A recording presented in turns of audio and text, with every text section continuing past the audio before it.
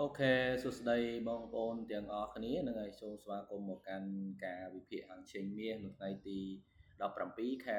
9ឆ្នាំ2025ណានៅព្រឹកម៉ោង8:58នាទីណាអញ្ចឹងយើងឃើញថាមាសព្រឹកមិញនេះគឺបានបើកផ្សារមកនៅក្នុង time frame 4ម៉ោងណាបងប្អូនគឺបើកផ្សារនៅ3691ហើយក៏បានធ្លាក់មកខ្លាំងដែររហូតដល់3675ណាអញ្ចឹងអ្វីដែលយើងត្រូវវិភាគអ្វីដែលខ្ញុំតែងប្រាប់នោះគឺយើងទៅមើលនៅ time frame day ណាបងប្អូនអូខេអញ្ចឹងយើងឃើញ time frame day នេះមានការ retestment មកខ្លះដែរមានការចុះមកតិចតួចដែរណាមិនតិចតួចទេគឺចន្លោះពីអាចតង15លេខដែរណាពីនឹងមកពី95រហូតមកដល់75ហ្នឹងគឺជិត15ជិត15លេខដែរណាអញ្ចឹងសម្រាប់បងប្អូនដែលចូលផ្សារក្នុងព្រឹកនេះបងប្អូនអាច sale រយៈពេលខ្លីអញ្ចឹងបើសិនបងប្អូន sale ពី3600កាលគាត់ឬ3691គឺបងប្អូនEuro Profit បានហើយថ្ងៃហ្នឹងណាក្នុងព្រឹកហ្នឹងអញ្ចឹងយើងមើលតើថាមាសវាបន្តទៅណាទៀតណាយើងមើលទិសដៅរបស់វាអញ្ចឹងយើងឃើញថាព្រឹកនេះគឺមានការចុះមកក្នុងតម្លៃ3675.76ក្នុងតម្លៃម្ដងសតណាអាចនៅ7599នេះនឹងថាទៅ76ចុះអញ្ចឹងយើងមាន high នៅនេះបើសិនមិញមាសបានតម្លាក់ high ខ្ពស់បំផុតដែលជាតម្លៃប្រវត្តិសាស្ត្រគឺនៅ3703ណាហើយមួយទៀតតម្លៃនេះទៀតក្នុងម្សិលមិញគឺតម្លៃ3674អញ្ចឹងយើងឃើញថាមាសបាន retestment មកដល់ជិតនឹងដល់ហើយបងប្អូនណាអញ្ចឹងក្នុងថ្ងៃនេះបើសិនជាមាសណាបើសិនជាមាសឡើងចុះមិនអាចប្រេកទៅលើ3000នេះបងប្អូនណា03770 ឬ3670ណា3670បានគឺមាននឹងបន្តឡើងទៅទៀតណាវាគ្រាន់តែជាការ retestment ទេហើយសម្រាប់យប់មិញដែរក៏មានព័ត៌មានមួយដែរបងប្អូនតើតើនឹងរបាយការណ៍អ្នកទាមទារការងារធ្វើណាមានការកើនឡើងប៉ុន្តែបន្ទាប់ពីការត្រួតពិនិត្យទៅអ្នកដែលគាត់តវ៉ាតើតើនឹងការងារហ្នឹងមានន័យថាទិន្នន័យចេញមកហ្នឹងគឺជាទិន្នន័យមួយដែលคล้ายៗទេខាងក្រសួងរបស់សហរដ្ឋអាមេរិកគាត់បានការងាររបស់សហរដ្ឋអាមេរិកក៏បានបញ្ជាក់ទៅគឺទិន្នន័យคล้ายៗមួយទេអញ្ចឹងធ្វើឲ្យមានការ affect ខ្លាំងដែរយប់មិញចុះមកដល់រហូតដល់3675ពី3700ណានឹងគឺជាឥទ្ធិពលព័ត៌មានកាលពីម្សិលមិញអញ្ចឹងយើងមកមើលថ្ងៃនេះទៀតតើមាសនឹងបន្តតណាទៀតណាអញ្ចឹងយើងឃើញមាសគឺវានៅក្នុងលំហ sideways ក្នុង15នាទីអញ្ចឹងបងប្អូនឃើញលំហនេះអញ្ចឹងក្នុងការ trade នៅក្នុងថ្ងៃហ្នឹងគឺអាចមុន fade មកដល់គឺមាសអាចនៅក្នុង zone មួយនេះណាបងប្អូន zone មួយនេះក្នុង zone sideways មួយនេះអញ្ចឹងគឺវាអាចនៅតំបន់មួយនេះណាបាទគឺតំបន់មួយនេះអញ្ចឹងយើងរងចាំមើលបងប្អូនណាបើសិនជាយើងមើលពីលំហខ្លៃគឺមានចាប់ដើមចុះមកវិញហើយណាចាប់ដើមចុះមកវិញហើយណានេះមានការលំហចុះមកវិញហើយយើងឃើញ4ម៉ោងក៏មានការបកគោក្រហមមួយដែរតាមព្រឹកទេក៏មានបកគោក្រហមមួយដែរអញ្ចឹងណាអញ្ចឹងអ្វីដែលអាច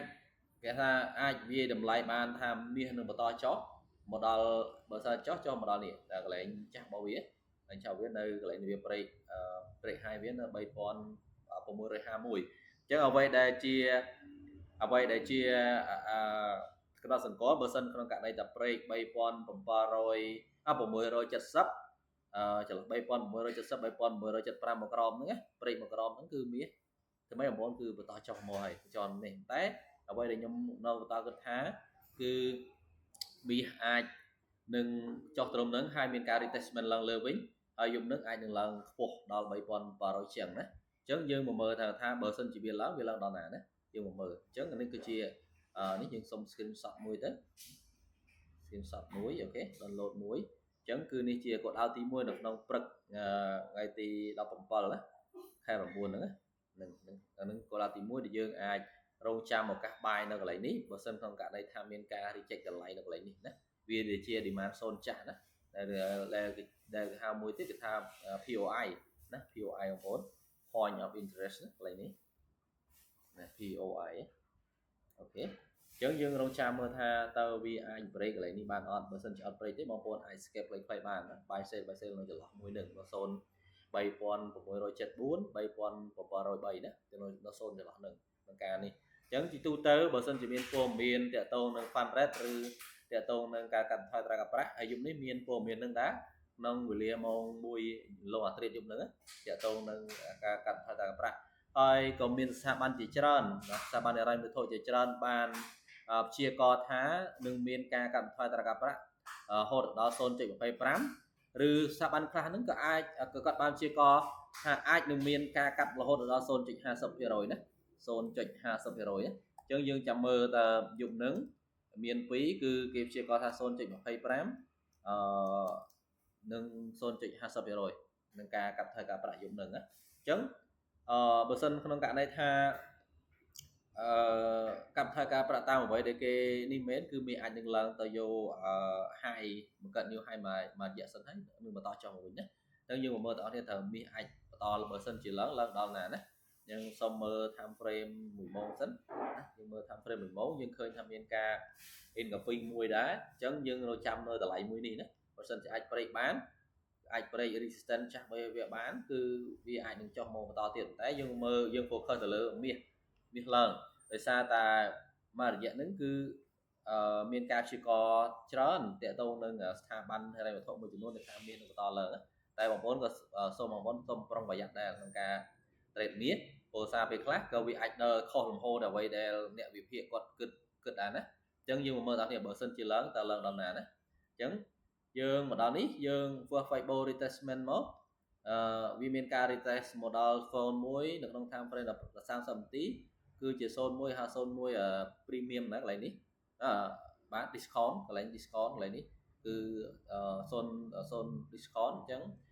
បងប្អូនអាចពិចារណាបាយនៅចន្លោះ 3670 3675 មកកន្លែងនេះប៉ុន្តែមិនទាន់ឲ្យបាយទេដោយសារតែវាមានការក្នុង time frame 1ម៉ោងនិង30 នាទីមានការចុះមកខ្លាំងដែរណាវាដាច់ទៅលើគេហៅថា break of structure តែយើងអត់ទាន់ដឹងថាតើវា break មកនឹងវា break មកលក្ខណៈជា inducement ឬ break បែប real ណាអញ្ចឹងយើងមកមើលពី Fibo extension យើងឃើញថាតម្លៃមាសបានចុះមកនេះអូខេបើសិនក្នុងករណីឡើងគឺយើងឃើញហើយគឺតម្លៃទី1គឺវាបានតប៉ះហើយណា 3703 អញ្ចឹងតម្លៃទី2គឺអាចនៅ 3717 អញ្ចឹងជំនាញអាចបន្តឡើងនៅតម្លៃនឹងណាបើសិនជាឡើងបងប្អូនគឺអាចនឹងបន្តទៅតម្លៃមួយនឹងណាបាទនេះខ្ញុំសូម download មួយទុកមួយសិនអូខេអញ្ចឹងចុះបើសិនជាចុះវិញណានិយាយទូទៅមកអាស៊ីបងប្អូនដល់ពេលណាដែលមានការ retestment ចុះអញ្ចឹងគឺភាគច្រើនវានឹងបន្តចុះទៀតណាបើចុះវិញយើងអាចវាស់បានយើងវាស់ពី high មកយក low កន្លែងនេះមកកន្លែងវាចុះហ្នឹងអញ្ចឹងយើងឃើញមានតម្លៃមួយណាបើសិនវាចុះគឺវានឹងចុះនៅកន្លែងនេះណាតែបើសិនបងប្អូន sell មកពីលើបងប្អូនអាចតាក់តែ hold បានណាយើងអត់ទាន់មានការលំហូរណាច្បាស់លាស់ទេព្រោះសារវានៅក្នុងតំបន់មួយគេហៅតំបន់ sideways ណាអញ្ចឹងបើសិនជាបងប្អូន sell គឺមាសអាចនឹងបន្តចុះមកដល់កន្លែងនេះណាកន្លែងនេះអញ្ចឹងបើសិនជាក្នុងករណីថាចុះមកដល់កន្លែងនេះមុនព័ត៌មាន non fund rate អញ្ចឹងមាសអាចនឹង pull back ទៅវិញណាប្រយ័ត្នកន្លែងហ្នឹងណាព្រោះសារមាសបើសិនជាចុះមុនfund rate គឺវានឹងបន្តឡើងតែបើសិនឡើងមុន fund rate មានឡើងបំបែក high ថ្មីហ្នឹងគឺមាសនឹងបន្តចុះមកវិញណាអញ្ចឹងគឺជាអានេះគេថាជាបទពិសោធន៍អ្នក trade គឺវាតែអញ្ចឹងបើសិនជាចុះគឺវានឹងទៅអញ្ចេះវិញណាវាទៅរក new high វិញអញ្ចឹងយើងរកចាំមើលតើថា normal Asia ហ្នឹងវាចុះដល់ណាណាអញ្ចឹងសម្រាប់មាសព្រឹកនេះខ្ញុំឲ្យបងប្អូន sale ខ្លីៗបងប្អូន sale ខ្លីៗធ្វើការ sale ខ្លីសិនទៅអញ្ចឹងរងចាំឱកាសបាយមកវិញបើសិនក្នុងករណីថាបើសិនជាវាអត់ break នៅក្នុងតម្លៃ 3670 ឬ 3675 ទេចន្លោះហ្នឹងទេយើងអាចបាយមកវិញណាតែបច្ចុប្បន្នភាពយើងអាច sale ខ្លីៗបានណាបងប្អូន